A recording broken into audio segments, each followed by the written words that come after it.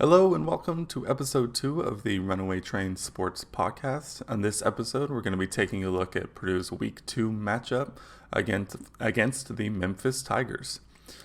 Memphis visits Ross-Ade on September 12th, coming off of their first week game against Arkansas State. They make the trip north to West Lafayette to take on Purdue, who is coming off of their game against Nebraska in Lincoln.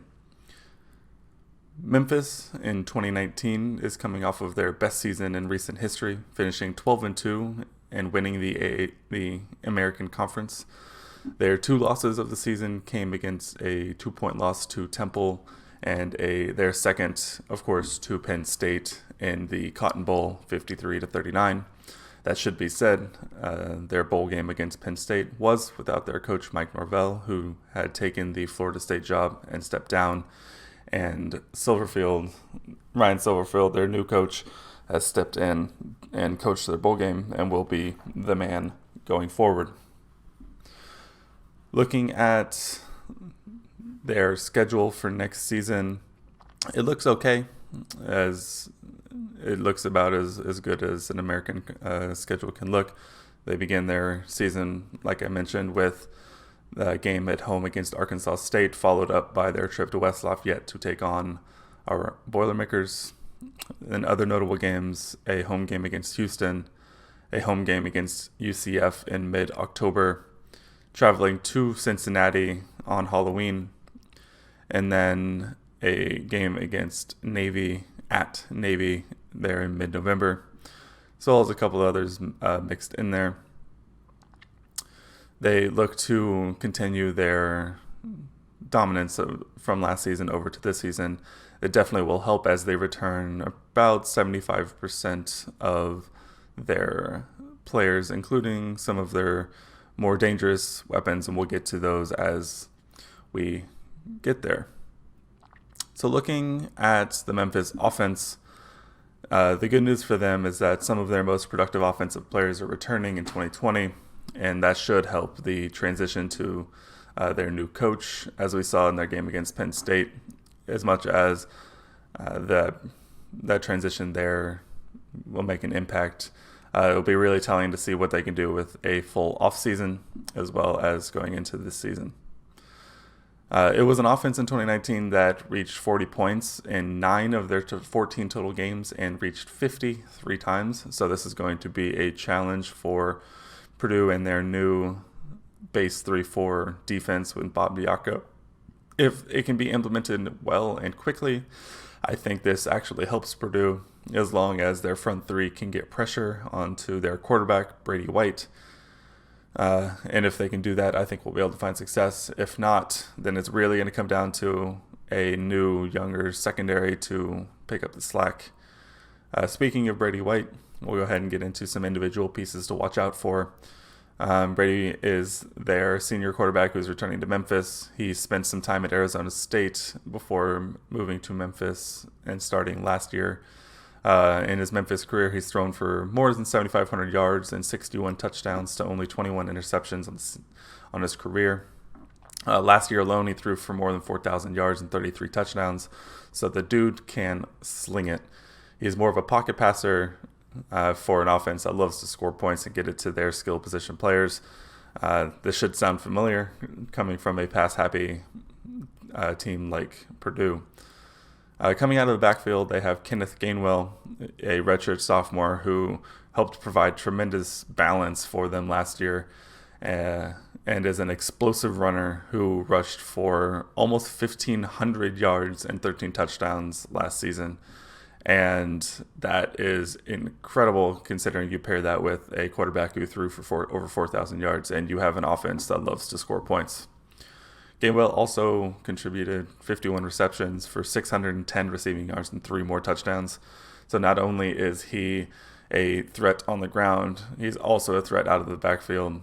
And so this is something to definitely keep an eye on, where Purdue is going to have to play a complete game on defense. And if it doesn't go well, then it could be a long day for Purdue. Gainwell will be running behind an offensive line that does have some flux to it. They do lose 2 starters from last year, but some names to keep an eye on are Dylan Parham and Dustin Woodard. The 3 other line spots seem to be up in the air, but I wouldn't expect too much drop-off for an offense that likes to move as quickly as they do.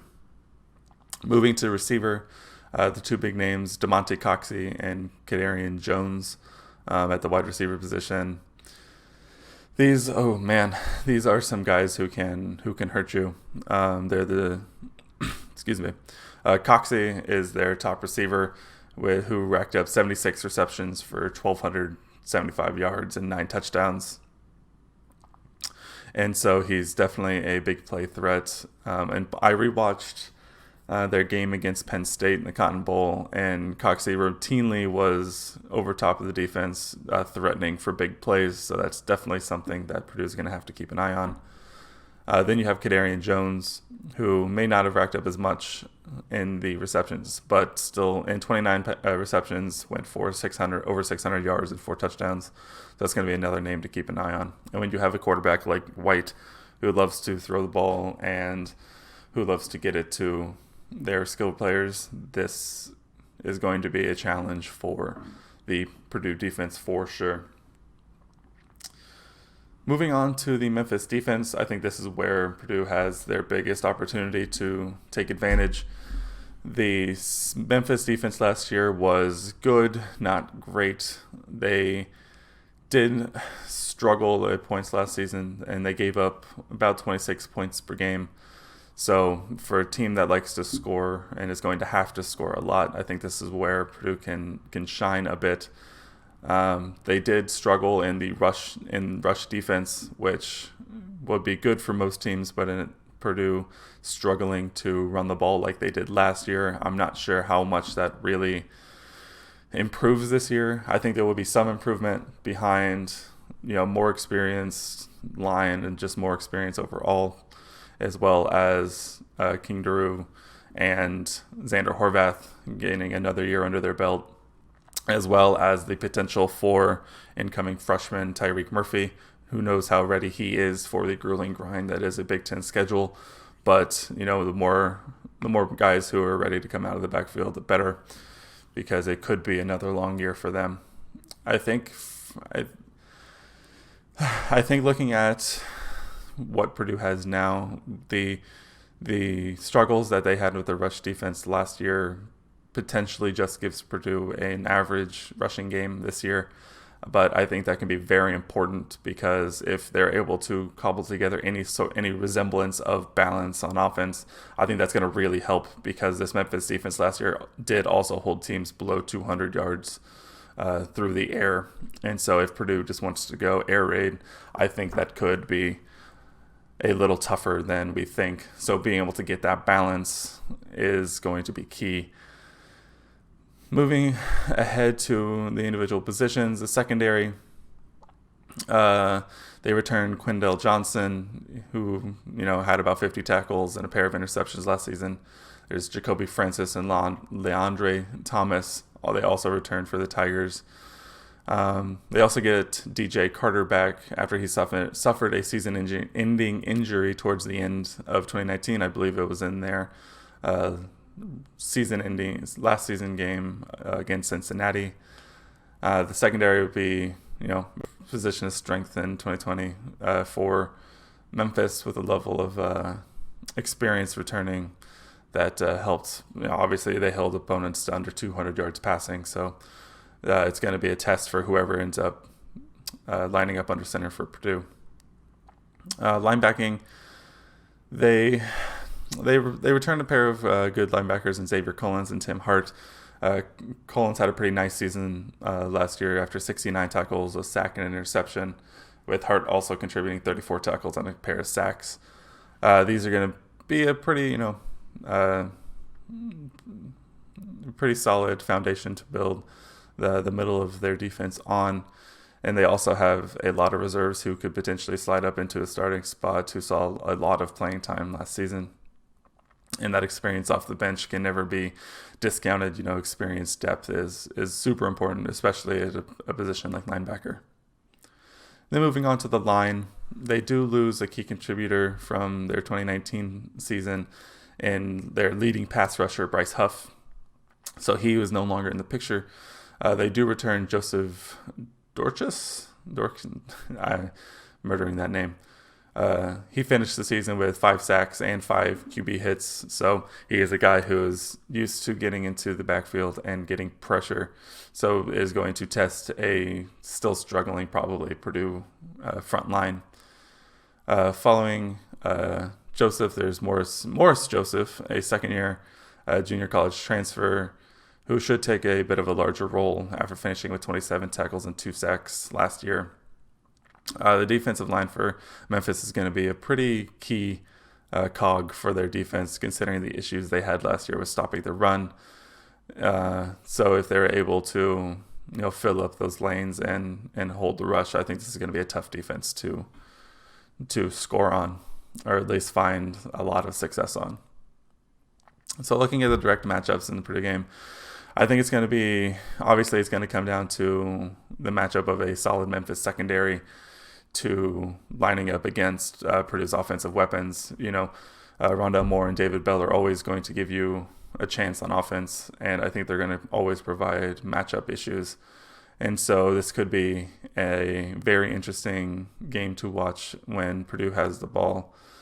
And like I mentioned, if Purdue is able to find some sort of rushing attack in this game, I think that's only going to help. And it may be one of those games where if Purdue can get 100 yards on the ground, I think it really helps Purdue's chances.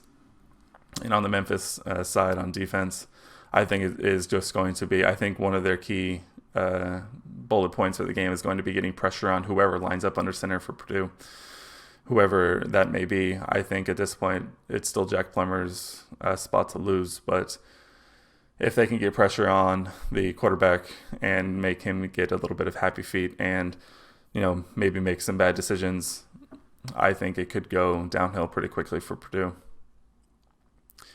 Looking ahead at Memphis's special teams, most of their most of their special teams positions return. They have Adam Williams, a punter, who should be getting a lot of respect by certain Big Ten schools because he had an excellent year punting, averaged about 45 yards a kick, and also downed almost 30% of his punts inside the 20. So winning the field position battle is obviously important, and Williams provides that experience and skill.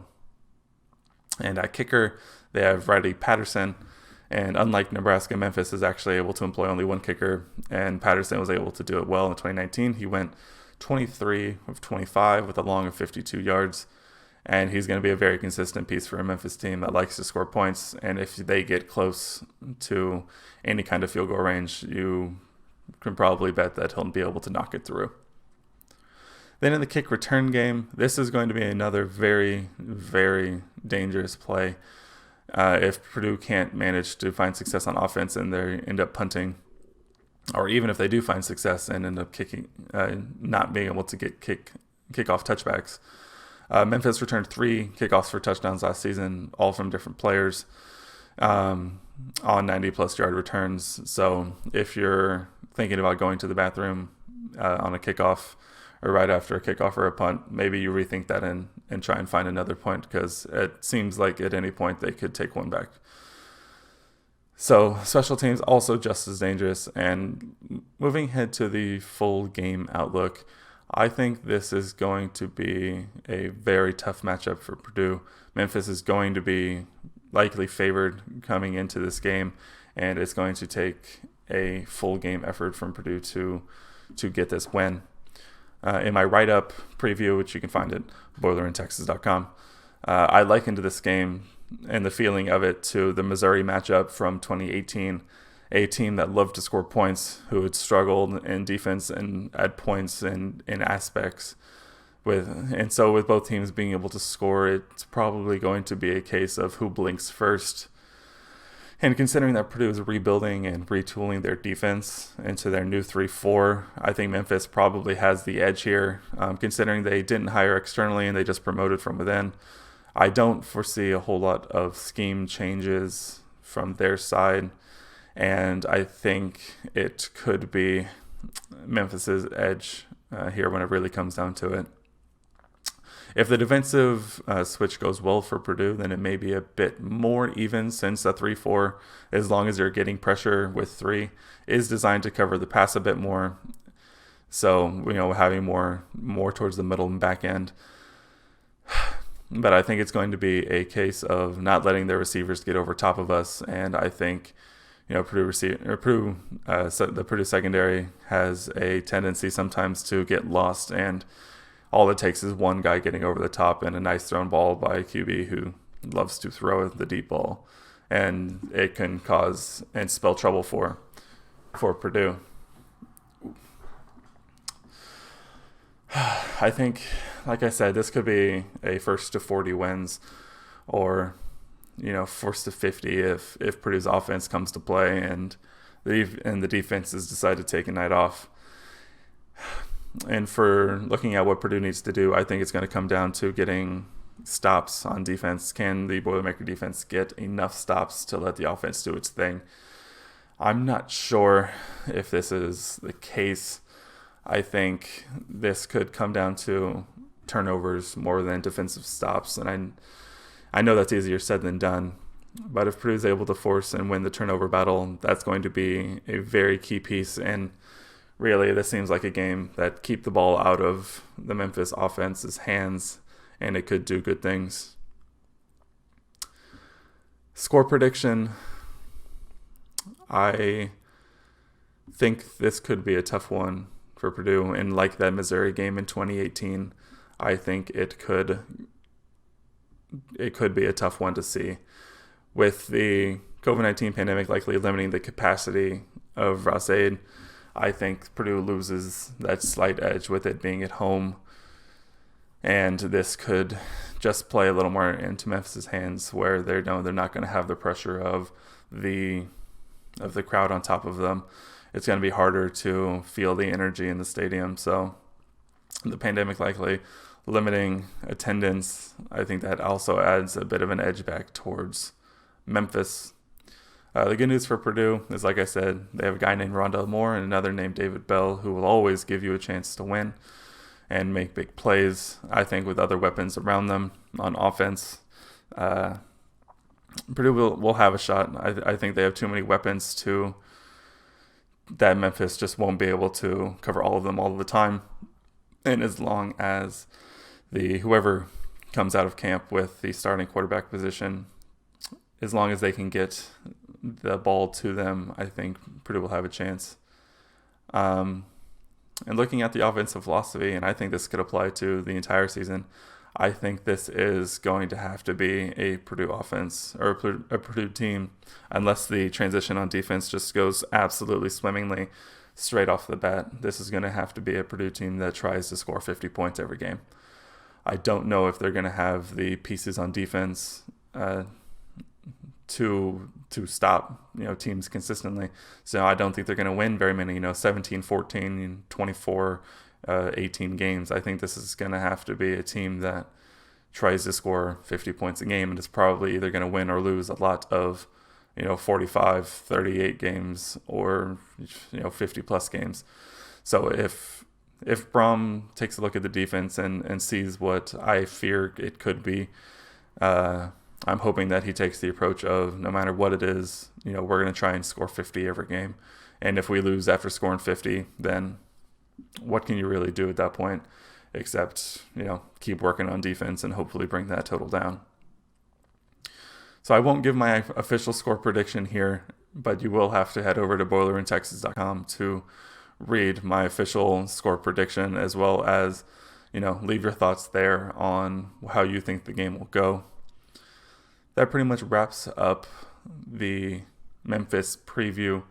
And at this point, I want to move on towards a rumor/speculation that has been happening around college football with the current uptick in COVID-19 cases that's kind of spreading across the country.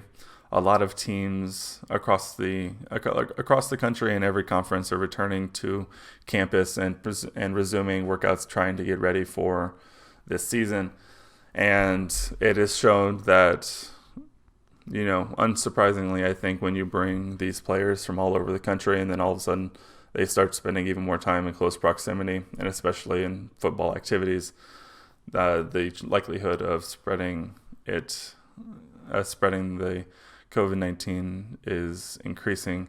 There have been numerous programs across the country that have had to suspend activities.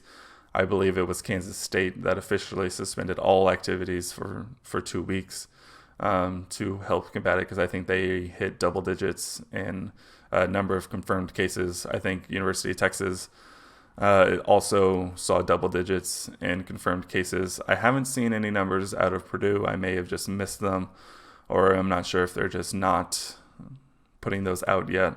But I know as teams start getting back into the swing of things, there are going to be an increase in cases, and I think that could play a very interesting role in the college football season we see ahead. We talked about before, and it's been talked about for a while, that we'll likely see limited capacity in most stadiums just to reduce the likelihood of the spread there, because when you pack that many people into a crowded football stadium with all the yelling and at least when I was there, sweating that's going on, you really want to limit the number of people, and they'll probably try and enforce some form of social distancing by spreading the fans that are allowed in around the stadium. I know, speaking for Purdue specifically, there was talk of only allowing certain number of season ticket holders and some strategic plan for students. So I think they were looking at about a 25% capacity. When you're looking at Ross-Ade, that has a capacity of about 50,000, you're looking at about 15,000 fans approximately. So that is going to, I think, really limit Purdue's chances to having a true home field advantage. In big games, I do think that Ross-Ade Stadium can be a bit loud, and it can be a good home field advantage in certain instances. See the Ohio State game in 2018. But I think playing in Ross-Ade will only help opposing teams. It'll probably, at least when it comes to Big Ten teams, it'll probably remind them and their fans of when 2013 to 2017, when he who shall not be named and his square-brimmed hats and bad teams roamed the sidelines. That, Purdue doesn't have the fan support, and definitely with a younger team, I think that could play a factor. So there has been a theory running around that conferences in the NCAA could decide to only decide to play the conference schedule, and potentially a modified conference schedule. And so what this would mean is that Purdue's scheduled games against Memphis, against Air Force, and against Boston College would likely be canceled. I'm not sure the likelihood of postponement, at least because if that's happening, they're definitely not happening this year. And in the world of college football scheduling, those games are scheduled years and years in advance. And so they may try and work something out to reschedule the games to a later date. And the more likelihood, I think it'll probably come down to just canceling the game and coming to some conclusion and resolution with that. But what that would mean is that Purdue would play a modified conference schedule, and what that would mean is, let me see. And so what that would mean is they already play a 9-game conference schedule, and so it would probably turn into, I think I saw a number of 10. I saw speculation of just playing the 9 games, adding one more and playing 10 games, or playing a bit more of a round robin within division and playing a full 12-game schedule. And so what that last one would look like, you would play everyone in your division plus your crossovers, and then dependent on scheduling, how the scheduling people would set it, you would play someone else from your someone from your division again, just the opposite location. So if Purdue were to play Nebraska twice, they would play at Nebraska to open the season and then probably play at Ross-Ade later in the season to get that second game in. While I wouldn't necessarily look forward to a modified conference schedule, I do think having the ability to play teams twice in the same year does provide an interesting tweak to college football that you just don't see. So in college basketball, obviously, a lot of the times you'll have home and home, so you'll get to play one away and one home. And it kind of just, it really, I think, is a better way to measure up your direct comparison to that team.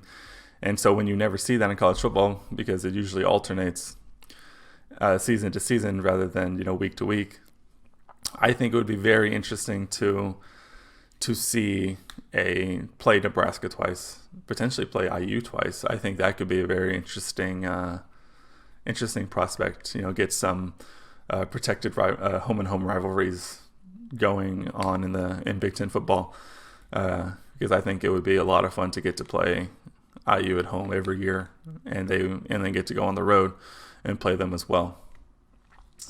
So I think that would be. It's an interesting idea. Looking at it on the grander scheme of things, I think it makes, in certain instances, it makes more sense than playing non-conference games. I think it makes more sense for these smaller schools who, a lot of the bye-game schools that end up doing a lot more traveling and playing in a lot more of those bye games. That I think limiting it to just conference makes sense. You're really limiting it to a region, especially within those smaller conferences. Looking at it on the Power 5 conferences, I think it doesn't make as much of sense, because especially looking at the Big Ten is already so geographically dispersed, going all the way from Nebraska all the way over to the East Coast with Maryland and Rutgers, that if you're doing that traveling, you're already covering upwards of half of the country.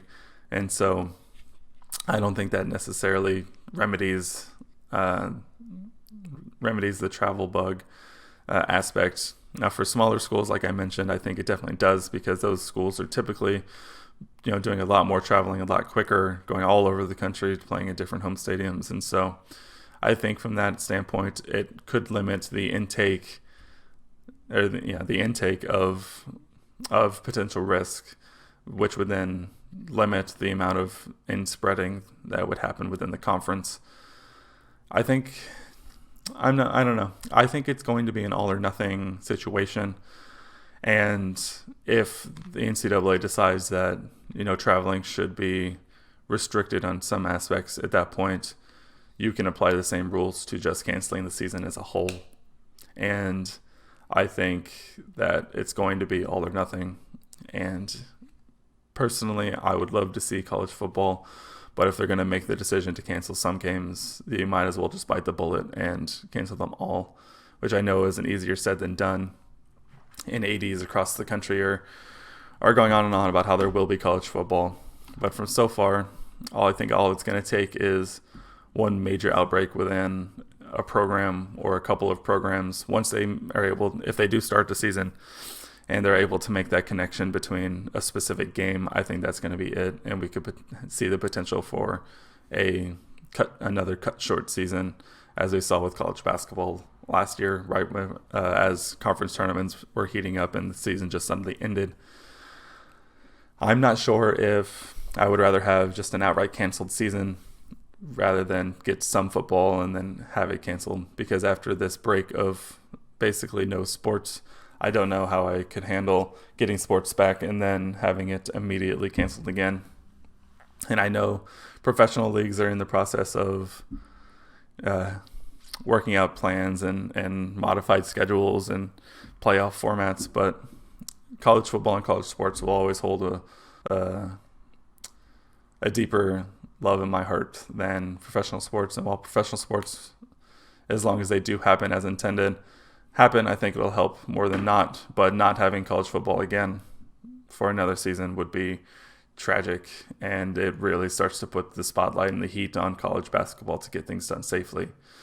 and heaven forbid that ends up getting cut short again as well. But that's my thoughts on a potentially modified football schedule, as well as our Memphis preview. I hope you enjoyed this episode. Head over to Boiler in Texas, and you can leave your thoughts on this game, or you can reach me on Twitter at Boiler in Texas. Let me know how you feel about Memphis coming to town. Let me know what you're worried about, what you're looking forward to, and how you feel about a potentially modified conference schedule. I think it could be interesting, and it plays a very, very interesting aspect to as we get closer and closer to the season. We're 3 months out, so hopefully they're able to figure something out and come to a decision sooner rather than later. But for that, this has been episode 2 of the Runaway Train Sports Podcast. As always, boiler up, hammer down, hail Purdue.